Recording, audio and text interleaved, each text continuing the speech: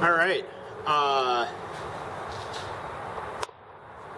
everything ran pretty good today. The EM2 was kind of cantankerous, but it's actually a cold and wet day out for winter, so it's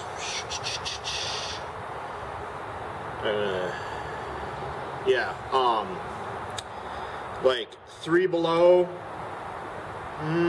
4 below centigrade.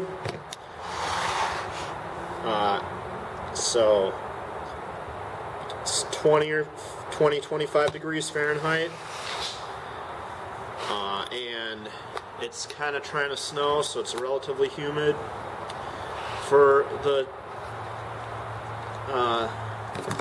temperature, and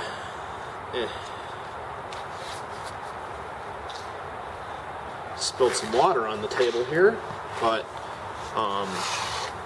there's water running out the back of this ET6 here, so I think the O-rings around the cylinder liner must be damaged. I don't, because it's leaking from the hopper there, but yeah, the ET6 ran pretty good.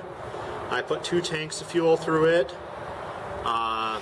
45 minutes or so each.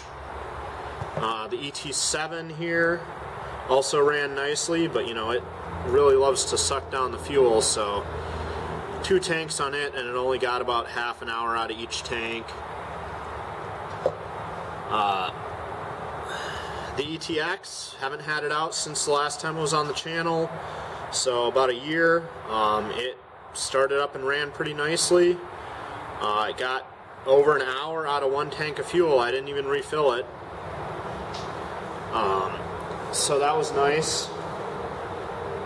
And the EM1 ran pretty good. I put 2 tanks of fuel through it, and it got about half an hour out of each tank, 20 minutes or so. It was using a lot of fuel today, but every time it quit I checked it and it was,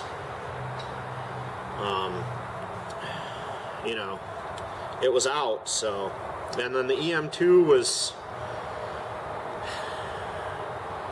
I had a lot of trouble with at the beginning, so I changed the batteries, and it had a weak spark, so the new batteries, it ran for a little bit, and then it was just very testy. It would run 5 or 10 minutes and then need some adjustment. I think that's just because it's cold and wet out today.